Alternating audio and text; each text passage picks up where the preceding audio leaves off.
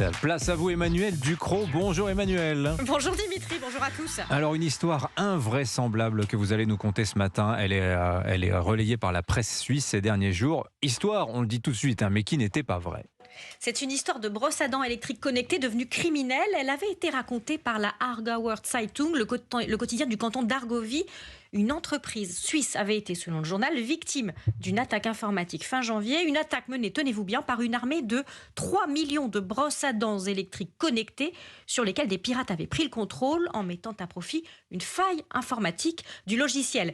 Ces brosses à dents zombies avaient été utilisées pour bombarder les serveurs de l'entreprise de millions de tentatives de connexion.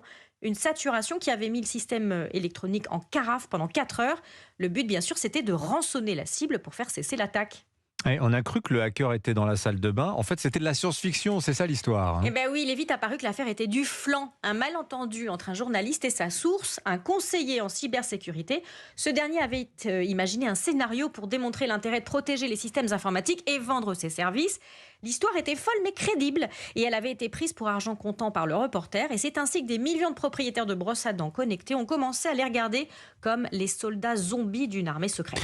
Bon, histoire fausse, mais qui met en lumière, cela dit, c'est ce que vous voulez dire d'ailleurs, le spécialiste en cybersécurité, une vraie menace, celle des objets connectés qui sont des portes d'entrée innombrables pour les cybercriminels. En 2003, il y avait dans le monde près de 43 milliards d'objets connectés à la louche.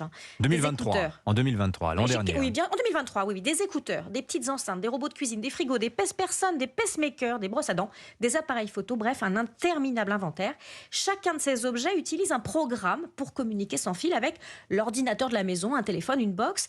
Des programmes qui contiennent des failles qui sont mises à profit par des hackers pour pénétrer les systèmes, soit pour profiter de ce système, aspirer ces données, soit pour réunir une puissance susceptible de mener ce type d'attaque sur les entreprises. Est-ce qu'il faut débrancher tous les objets connectés qui nous environnent pour avoir la paix, Emmanuel ? C'est radical, peut-être un peu trop, mais je vous ai raconté une histoire fausse qui aura finalement son utilité. L'informatique et le brossage des dents ont un point commun. Ils nécessitent des routines d'hygiène régulières. On se brosse les dents tous les jours pour éviter les caries. Eh bien, on doit faire aussi souvent que possible du nettoyage dans le parc d'objets connectés.